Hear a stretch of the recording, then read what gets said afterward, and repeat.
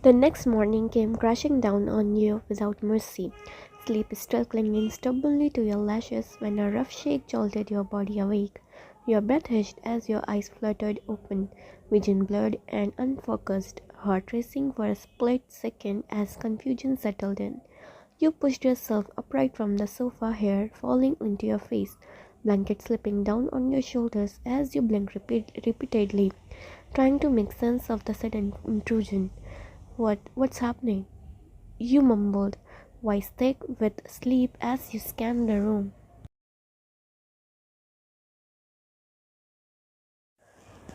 Your surroundings slowly sharpening into familiarity. The soft morning light filtered through the tall windows, painting the room in the pale gold, and then your gaze landed on Yunwu standing right in front of you, fully dressed, tense, and radiating irritation like heat of asphalt. "What's wrong?" you asked again, rubbing your eyes, still trying to gather your bearings. Yunwu let out a sharp breath, eyes flickering over you in a blatant judgment before settling back on your face. "Besides your poor choice of clothing," he shot back, voice edged with impatience.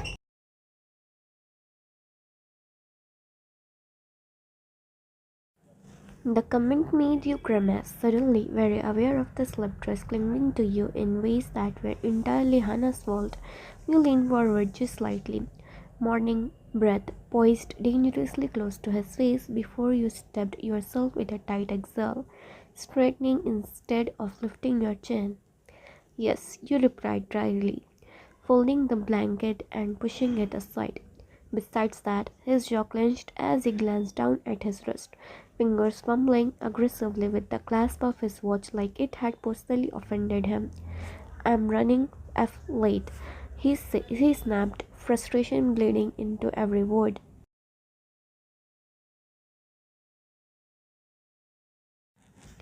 "And I can't clasp this damn thing." Without saying anything, you reached out, fingers instinctive and precise as you took his wrist. The metal felt cold against your skin as you examined the clasp, your brows knitting together briefly before you secured it with a soft click. It was simple, almost embarrassingly so, and you couldn't help the fleeting thought that he had been wrestling with nothing more than his own impatience. "There," you said, releasing his arm and leaning back slightly. Yunus stared down at his wrist, then back at you, clearly annoyed that the solution had been that easy.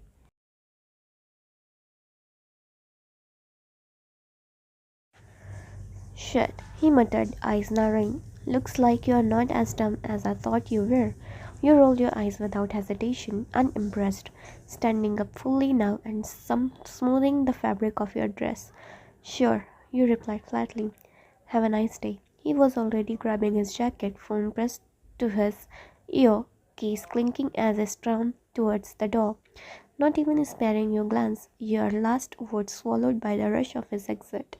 Moments later, the low purr of a car engine echoed faintly through the house, signaling his departure. You stood there for a moment longer, the silence settling heavily around you before you finally exhaled. Exhaled and ran a hand through your hair. With a resigned shake of your head, you headed towards the bathroom, determined to rid yourself of the infamous dress that seemed to offend everyone it encountered. The shower water cascaded over you, warm and grounding, washing away the remnants of sleep and irritation alike. By the time you stepped out, wrapped briefly in a towel, your thoughts had steadied. Your resolve firm. You moved with a calm efficiency as you did your makeup, nothing excessive, just enough to feel like yourself again before slipping into crisp white pants and a white ruffle top, the fabric soft yet structured.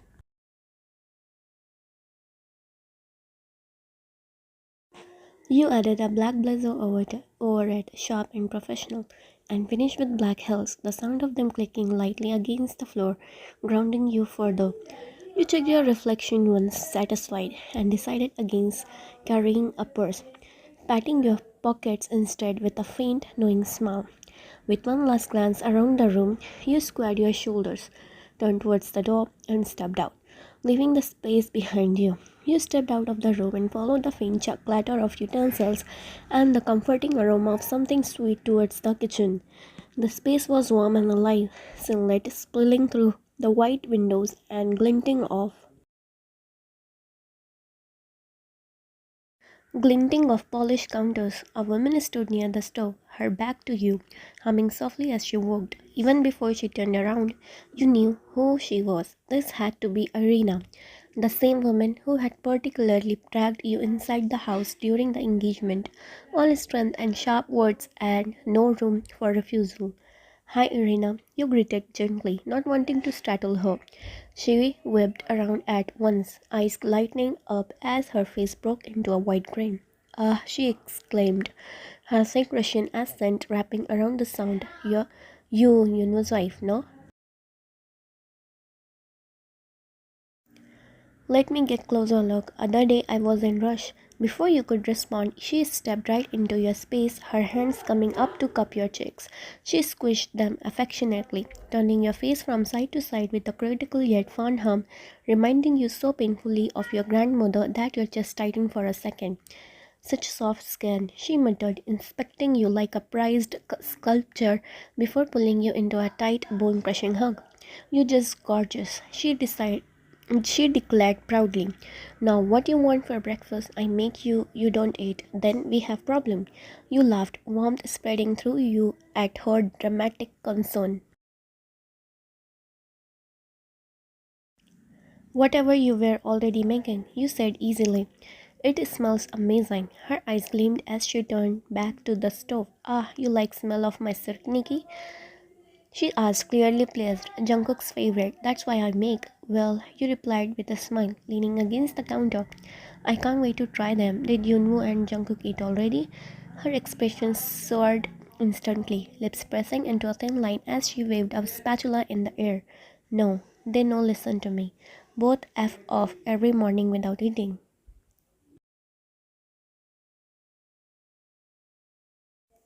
"I pack food and send to office like children." You shook your head softly, amused and a little touched. "That's really nice of you." She waved the compliment away dismissively. "Least I can do," she said, already plating the food.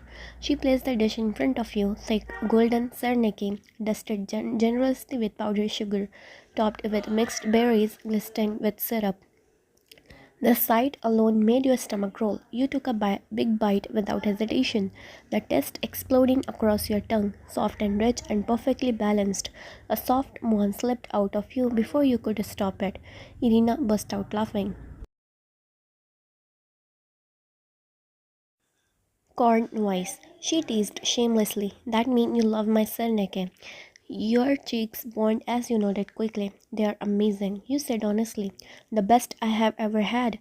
She puffed up with pride. "Of course," she said smugly. When you finished the plate for two quickly, you wiped your mouth and looked at the two neatly packed takeaways bags sitting on the counter. "Should I drop those off at the office?" you asked, pointing towards them. "Oh, no problem," Rina replied immediately. "I asked Guerrero to drop them." You frowned slightly. "Who's Guerrero?" "My husband," she answered simply. You shook your head. "It's fine, I can do it. I'm heading that way anyway." She studied you for a second, then smiled warmly. "If no problem, then thank you." "There's no need to thank me," you said softly. "I won't be going anywhere anytime soon." Her eyes softened at that. "Thank God, Malishka, little one," she said sincerely. "They need woman touch in their lives." You laughed lightly. "But you are here. I don't think they are missing much." She gave you a knowing look, handing you the bags. "Looks bit deceiving." Her words lingered in your mind as you took the breakfast from her. Bye, Irina," you said, heading towards the door. "Don't overwork yourself." She waved you off with laugh. "Okay, dear." A few minutes later, you slid into the SUV, setting the food carefully beside you before starting the engine. As you pulled out the driveway and headed towards Yan Industries, the morning felt strangely heavy yet steady, like something inevitable was slowly unfolding and you were already too deep to step away.